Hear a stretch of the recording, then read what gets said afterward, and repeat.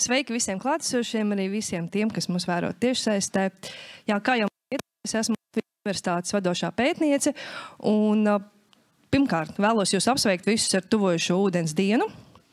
Un manas šīs dienas varonis būs avoti, tēma, pret kuru parasti nav neviens vienaldzīgs, jo katram latvietim ir viedoklis par avotiem. Un mēģināsim kopīgi prezentācijas laikā tad nonākt pie atbildes jā, vai varbūt tomēr labāk nē avotu ūdeņu dzeršanai.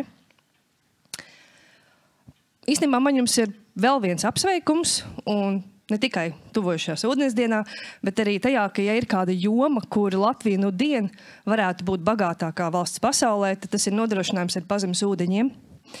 Bet vai mēs ikdienā īstenībā aizdomājamies par to, cik ļoti mēs esam no viņiem atkarīgi un cik ļoti īstenībā ir atkarīgi pat visa Latvija un viņas izskats no tā, ka mums ir šādi labi pazemes ūdeņi. Un, ja mēs iedomājamies karstu, sausu vasaras dienu, kurā nokrišņu praktiski nav, tad lūk, pazemes ūdens ir iemesls tam, kāpēc mums neizžūst upes un kāpēc joprojām tādās ir zīves un viss saistītā bioloģiskā daudzveidība. Tāpat arī, ja mēs apskatāmies uz mūsu apkārtni, un Latvija, kad arī 1% ir bagāta ar purviem un dažādiem mitrājiem, tad, ja nebūtu pazemes ūdeņi, mums nebūtu arī to. Mēs nevarētu iet pārgājienos, mums nebūtu ogas, mums nebūtu kūdras. Un nav noslēpums, ka cilvēka saimnieciskā darbība arvien vairāk ietekmē apkārtējo vidi, piesārņojums nonāk virszemes ūdeņos, bet te jau atkal pazemes ūdeņi ir daudz labāk pasargāti, jo daļa no tiem ir veidojušies tūkstošiem, daži pat 10 000 gadu atpakaļ, un tas nozīmē krietni vēl pirms tā, kad notika šī aktīvā saimnieciskā darbība. Un visbeidzot, ja mēs runājam par klimata pārmaiņām, tad mums sola arvien biežākus sausuma periodus un intensīvākus epizodus, un jau atkal pazemes ūdeņi ir labāk pasargāti pret tām.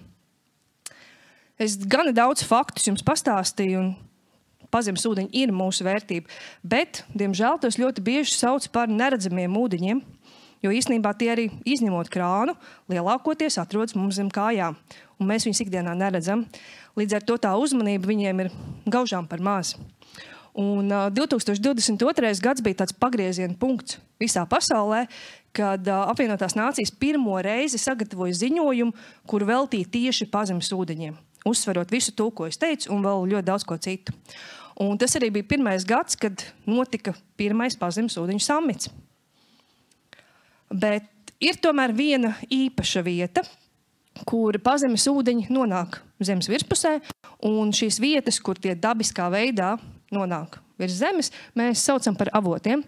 Un Latvija nu dien var būt bagāta un lepoties ar to, ka šādu avotu mums ir ārkārtīgi daudz. Starp citu, jā, Kazulējas avoti viena no populārākajām vietām kāzu fotosesijām, ja mēs skatāmies pazemes ūdeņu kontekstā. Bet līdzīgi kā cilvēki, arī avoti ir ārkārtīgi dažādi, un tie var būt ļoti atšķirīgi. Mums varbūt tādi viszināmākie ir šie avoti, kurus mēs saucam par krītošiem avotiem, kurus ir vieglāk pamanīt. Tie parasti ir visskaistākie avoti. Un, jā, ja tie ir ļoti lieli, tad viņi pat izskatās pēc nelieliem ūdenskritumiem.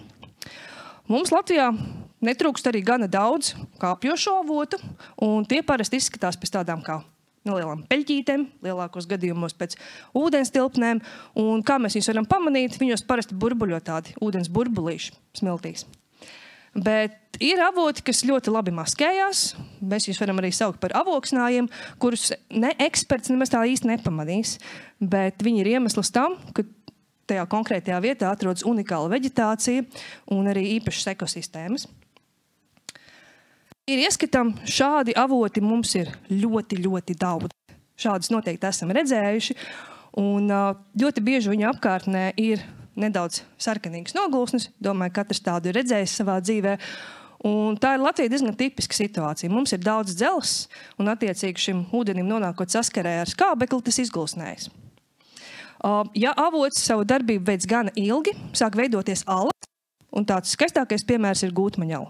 Īstenībā gūtmaņala arī veidojusies no ļoti, ļoti uzcītīga ilga avota. Mums ir arī ļoti īpaši avoti, un īpaši ne tikai Baltijas mērogā, jo Igauniem tādu nav. Mēs vienmēr gribam salīdzināt sevi ar kaimiņu valstīm, bet arī visas Eiropas mērogā mums ir tā sauktie sēravoti. Un kā tad īsti veidojas sēravoti? Tā ir unikāla kombinācija. Tur ir jābūt purvam, jeb organiskajai vielai, ir jābūt mūsu dabas bagātībai ģipsim un ir jābūt īpašām baktērijām. Un tad veidojas tā sauktais sērūdeņradis. Kā mēs viņus varam pamanīt? Viena pazīme ir balti sēra nogulsnes, bet pirms jūs pamanīsiet ar aci, jūs saodīsiet, jo šīs vietas parasti nedaudz ož tā kā pēc puvušām olām. Arī tādas mums ir bagātības. Bet kā tad īsti avots veidojas? Jo mēs mēģināsim atbildēt šo jautājumu, tad dzert vai nedzert tos avotu ūdeņus. Tad līdzīgi kā upe, arī avots veidojas satedzes baseina ietvaros. Un kas īsti ir satedzes baseins? Tā ir teritorija, kurā nolīstot nokrišņiem, ūdens tālāk infiltrējas augsnē, iežos un savācās izplūstot avota veidā. Attiecīgi viss tas, kas notiek šajā satedzes baseinā, ir atspoguļojums mūsu avotu ūdeņu kvalitātē.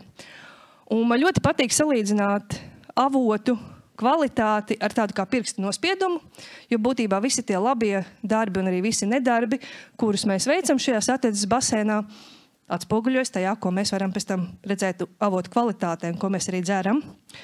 Un satedzes baseini var būt ārkārtīgi nelieli, pavisam pārskatāmā teritorijā, un tie var būt arī ļoti lieli un nereti pat šķērsot valstu robežas. Lielākais izaicinājums mums Latvijā ir tūkstošiem avotu, un mēs, diemžēl, satedzes baseinu zinām vien retajam, līdz ar to esot, piemēram, skaistā meža ielokā, kur šķietami nekāda piesārņojuma nav, mēs nezinām, cik liels ir satedzes baseins. Un līdz ar to mēs nevaram būt pārliecināti, ka īstenībā tas avots varbūt nesaņem savu ūdeni no ļoti intensīvas saimnieciskās darbīgas skartas teritorijas. Bet labi, mēs saprotam, ka pirmais izaicinājums ir tas, ka mēs esam mežā, skaistā vietā, piesārņojuma nav, vēl neko nenozīmē. Tad nākamais varētu būt jautājums, bet ir taču tādi labi iekārtoti avoti ar krāniņiem, ar skaistām piekļuvas vietām, ar īpašām zīmēm. Nu, tur tak var dzert.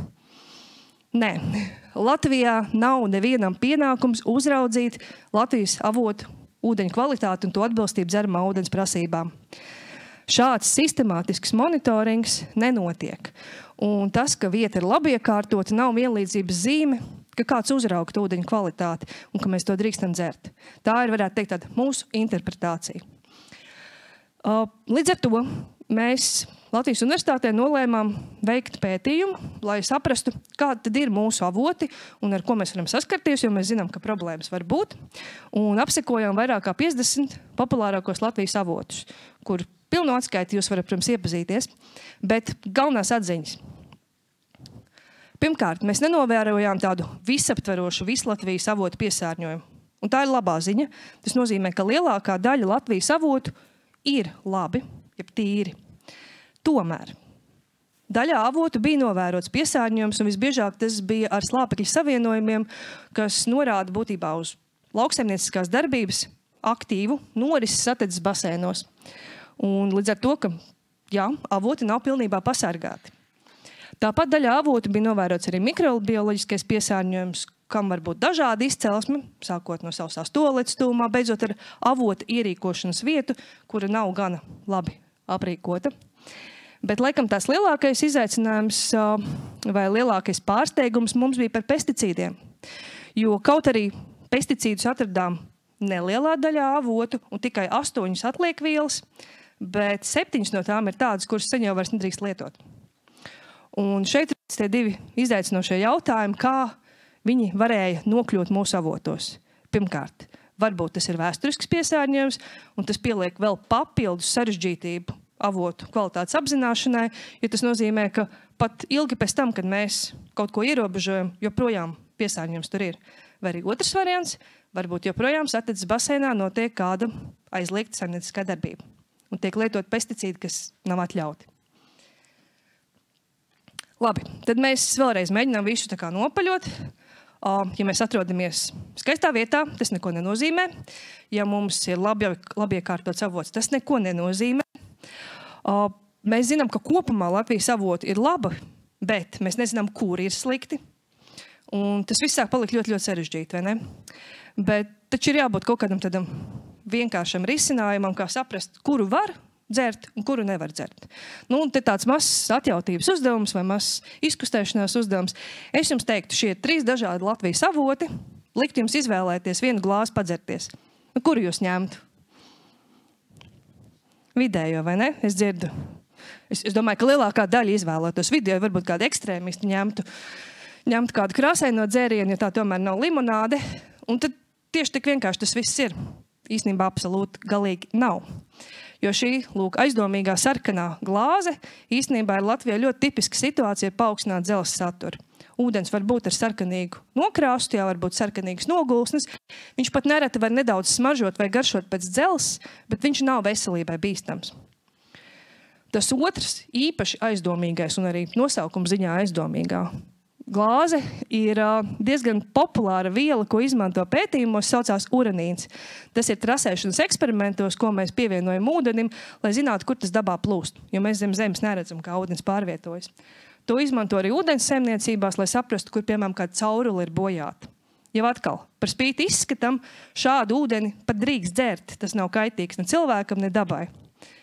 Bet tas vidējais, tas bez garšas, bez smaržas, bez dīvainā izskata, tas šķietam pareizais, labais avotu ūdens, īstenībā var būt piesārņots gan ar pesticīdiem, gan nitrātiem, gan daudzām citām vielām.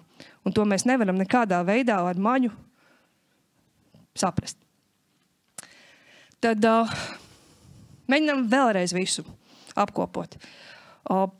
Novietojums nespēlē lielu lomu, labiekārtojums nespēlē lielu lomu, vizuālais izskats, garšas, smarža nespēlē lielu lomu. Vai tiešām ir tā, ka mēs neko nevaram pateikt? Nav tā, ka es jūs sūtīšu mājā pilnīgi bez jebkādām vadlīnijām vai bez jebkāda padoma. Ir pāris lietas, lietojot avotu ūdeņus, kurus mēs varam ņemt vērā, lai sevi pasargātu. Un tās lietas būtībā ir salīdzinoši vienkārši novērojams.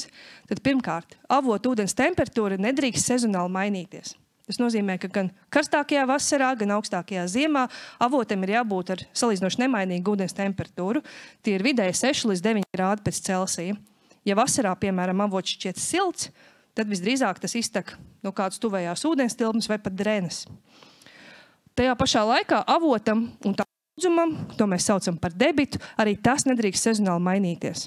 Ļoti bieži ir dzirdēti stāsti par to, ka kūst sniegi, līst lietus, ir laiks iet uz avotu, jo būs daudz ūdens. Tad tieši cik sens ir tas ūdens? Tieši tik sens, cik tikko noliejušais lietus. Līdz ar to gan karstā vasarā, gan augstā ziemā izplūstošajam avotu ūdens daudzumam ir jābūt nemainīgam. Ja tas mainās, tad avos nav labi pasargāts. Un visbeidzot, kaut arī mēs nezinām visus atticis basēnu, visiem 1000 avotiem. Tomēr paskatāmies plašākā mērogā, un ja apkārtnē ir intensīva lauksaimnieciskā darbība, vai nedodies kapu teritorijas, nedzeram tādus avotus. Un tuvojoties ūdens dienai, kā reiz būs brīvdiena un daudz brīva laika, aicinu jūs visus pievienoties avotu sabiedriskiem monitoringam un apmeklēt avoti.info vietni, kas ir Latvijas plašākā datubāze par Latvijas avotiem. Tajā ir pieejama ļoti, ļoti daudz informācijas no zinātniekiem, kā arī no sabiedriskiem zinātniekiem, kas apseko Latvijas avotus, dokumentē tos arī šo ūdens izplūstošo daudzumu, vai tas mainās sezonāli, mēra temperatūru. Un attiecīgi tas ir labs izklaides variants rītdienai, piemēram, kāpēc ne aplūkot kādu Latvijas vai varbūt Igaunijas avotu. Un, man jānoslēdz man prezentācija ar atbildi, tad jā vai nē. Avoti ir īpaši, un tā ir tā vienīgā vieta, kur viņš dabiski iznāk zemes virspusē, kur mēs varam šo pazemsūdeņu saskatīt. Tomēr piesārņojums lielākoties, diemžēl, ar aci nav tā īsti saskatāms, un bez analīzēm laboratorijā atbildi drošu es jums šo nevarētu teikt. Tāpēc nemēģinām eksperimentēt ar sevi, dzeram drošu krānu ūdeni. Paldies!